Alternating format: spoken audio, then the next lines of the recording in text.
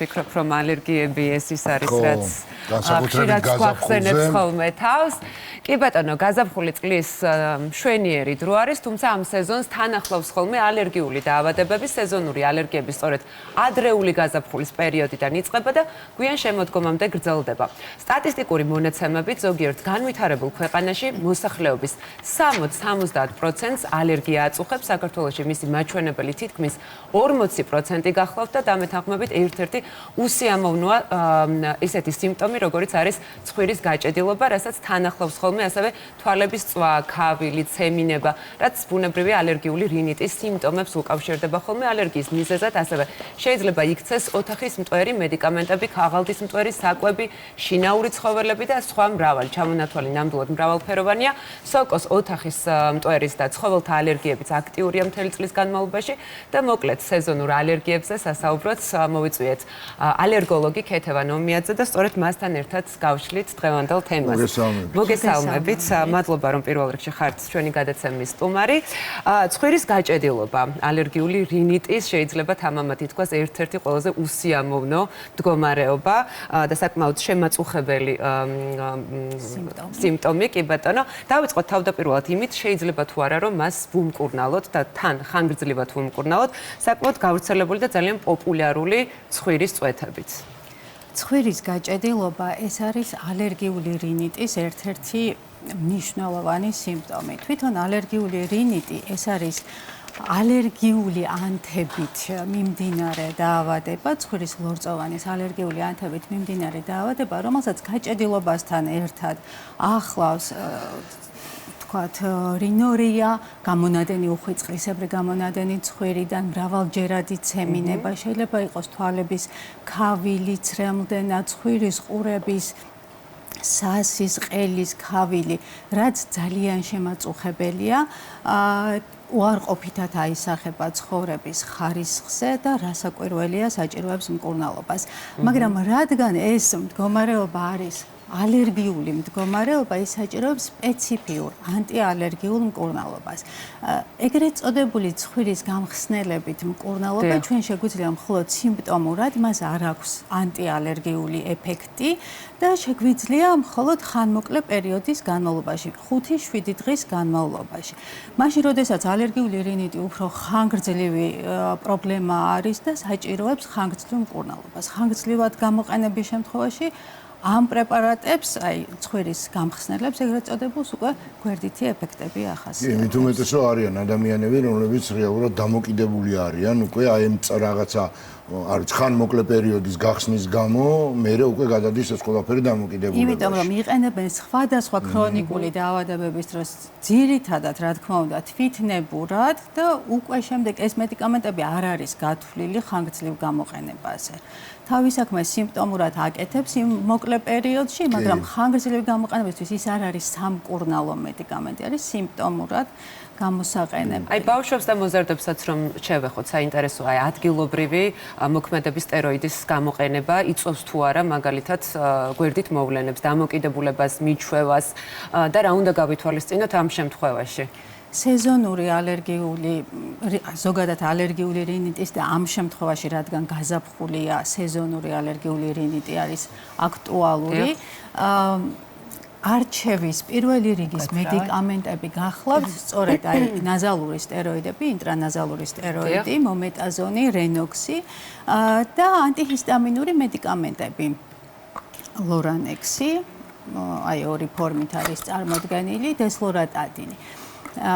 ინტრანაზალური სტეროიდი გამოიყენება როგორც ბავშვებში 3 წლის ასაკიდან, ისე მოზრდილებში, რასაკვირველია შესაბამისი დოზირებით და ვინაიდან ის არის ადგილობრივი მოქმედების, არ ახასიათებს მაღალი ბიოშეღწევადობა, შესაბამისად ის არ მოქმედებს სისტემურად და შესაბამისად გვერდითი ეფექტები პრაქტიკულად არ გააჩნია. სწრაფად და ეფექტურად ხსნის ალერგიის სიმპტომებს, ცხვირის გაჭედილობას, ცემინებას, ცხვირიდან გამონადენს, ხანგრძლივი რეგულარული გამოყენების შემთხვევაში ნაზალურ პოლიპებსაც ზომაში ამცირებს და მისი გამოყენება ვინაიდან სისტემური ეფექტები არ ახასიათებს მოქმედებს მხოლოდ ადგილობრივად, შესაძლებელია ხანგრძლივად და შესაძლებელია ექიმის გადაწყვეტილებით, ექიმის რეკომენდაციით ორსულებში. ის ითვლება ერთ-ერთ ყველაზე უსაფრთხო მედიკამენტად,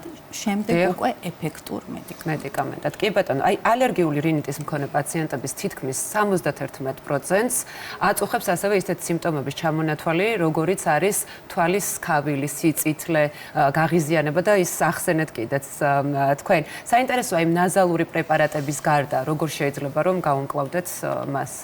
ალერგიული რინიტის აი ამ ყველა სიმპტომის სიუხვის შემთხვევაში თუ მწვავედ მიდის ეს მდგომარეობა წელს განსაკუთრებით ძალიან მწვავედ მიდის თვალის სიმპტომებით ვიყენებთ ანტიჰისტამინურ მედიკამენტებს აი ლორანექს თქვენ ახლა სიროფის სახით გიჭირავთ ორი ფორმით არის ბავშვებისთვის სიროფის სახით და მოზრდილებისთვის ტაბლეტის ფორმით. გუდი შეხან ბავშვები ახსენეთ, მაგრამ ასაკიცლო დავა ერთი წლის ასაკიდან შესაბამისი დოზირებით ინიშნება. ის გამოიყენება სხვადასხვა ალერგიული დაავადებების დროს, როგორც ანტიჰისტამინური საშუალება, კომბინაციაში ნაზალურ სტეროიდთან ერთად უკვე როგორც რინიტის საწინააღმდეგო საშუალება. ეს გახლავთ ბოლო თაობის ანტიჰისტამინური მედიკამენტი, რომელიც ძალიან სწრაფად შეიწოვება კუჭანწლავის სისტემიდან და 10-15 წუთში უკვე ეფექტი გვაქვს. კეთევან, აი ვიცით ხო რომ ანტიჰისტამინური საშუალებები ხშირად იწვევს ხოლმე მოდუნებას, ძილიანობას, მოთენთილობას. საინტერესოა მათი ხანგრძლივად გამოყენება და ხშირ შემთხვევაში მაშინ, როდესაც ალერგიულ დაავადებებზე ვსაუბრობთ ხოლმე, მათი მოხმარება საკმაოდ ხანგრძლივად ხდება ხოლმე. იწვევს თუ არა მიჩვევას ეს პრეპარატები? ეს პრეპარატები არ იწვევს მიჩვევას, არც რენოქსი, არც ლორანექსი, არც ინტრანაზალური სტეროიდი, მომეტაზონი და არც დეზლორატადინი, ამ შემთხვევაში ლორანექსი. მიჩვევას არ იწვევს და ძალიან მნიშვნელოვანია, ვინაიდან ეს არის ბოლო თაობის ანტიჰისტამინური მედიკამენტი. მას არ ახასიათებს ძილიანობის ეფექტი. ანუ გათვლილი არის თანამედროვე მის ფორმულა შექმნილია ისე, რომ თანამედროვე ადამიანისთვის ქრონიკული დაავადების სამკურნალოდ იყოს კომფორტული. ამიტომ მისი გამოყენება შესაძლებელია საჭესთან, შესაძლებელია ყურადღება, სადაც საჭიროებს ისეთი საქმის კეთებისას მისი გამოყენება პრობლემას არ წარმოადგენს, ხანგრძლივად ვიყენებთ, ალკოჰოლთან შესაძლებელია, ალკოჰოლი არ ცვლის ამ მედიკამენტის მოქმედებას და მოკლედ ეფექტური და უსაფრთხო. კი ბატონო, აუცილებლად მინდა შევეხოთ, რადგან ახლა გაზაფხულია ალერგიულ, ასევე დერმატიტებსაც, მით უმეტეს ვიცით, რომ მისი მწვავე ფორმა საკმაოდ დიდ დისკომფორტს უკავშირდება ხოლმე, სიწითლე, ქავილი, აქაც და საკმაოდ შემაწუხებელია ეს მდგომარეობა და საინტერესოა მასთან გამკლავების მეთოდები როგორია. აქ რა უნდა გავითვალისწინოთ? დერმატიტები, ეს არის კანის ანთებით მიმდინარე დაავადებები და კანი ვიცით, რომ იმუნური სისტემის ერთ-ერთი ესეთი მნიშვნელოვანი ორგანო არის, რომელიც ბარიერულ ფუნქციას ასრულებს, იცავს ჩვენს ორგანიზმს გარე ფაქტორების ზემოქმედებისაგან.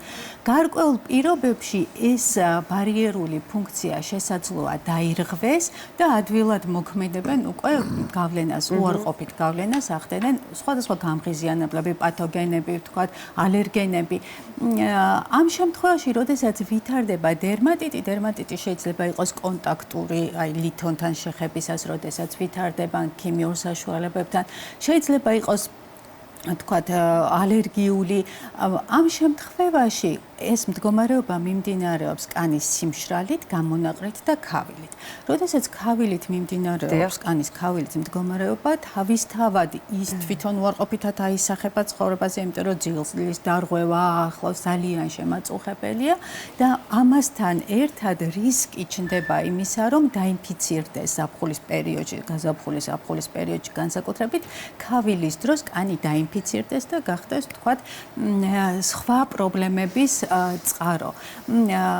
შესაბამისად ჩვენ ამ მდგომარეობას ვმკურნალობთ ანტიჰისტამინური მედიკამენტებით, იგივე ლორანექსით, დესლორატადინით და ადგილობრივი გამოყენების, ტოპიკური გამოყენების, აი სანიდერმიდებს მედიკამენტებით. სანიდერმი ეს გახლავთ კომბინირებული მედიკამენტი, რომელიც უზრუნველყოფს იმას, რომ კანი იყოს დაცული როგორც ალერგიისგან, ბაქტერიული ინფექციისა და სოკოვანი ინფექციისგან. ანუ ამ სამ კომპონენტს შეიცავს სტეროიდს, ანტიალერგიულს, გენტამიცის ბაქტერიული ინფექციისთვის, ანუ ანტიბიოტიკს და სოკოს საწინააღმდეგო მედიკამენტს. კეთილად, ბოლო შეკითხვა.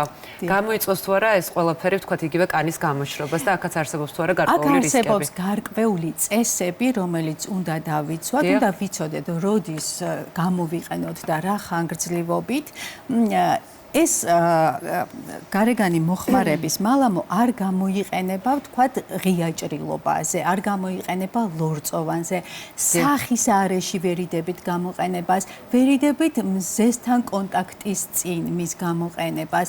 ზომიერად, სწორად გამოყენებული ეს მედიკამენტი უპრობლემო არის. ალერგიული დერმატიტების შემთხვევაში საკმარისია 2-3 დღის განმავლობაში მისი გამოყენება პრობლემის მოგვარებისთვის, თუმცა არსებობს სხვა დერმატოლოგიური პრობლემები და დერმატოლოგები უფრო ხანგრძლივადაც იყენებენ 3-4 კვირის განმავლობაში. აქაც გარკვეული ინსტრუქცია არსებობს, რომელსაც მნიშვნელოვანია რომ პაციენტები ზოგადად მედიკამენტების მიღება აუცილებლად უნდა იყოს ექიმის დანიშნულებით. კი ბატონო, კეთილად, მადლობა ძალიან დიდი.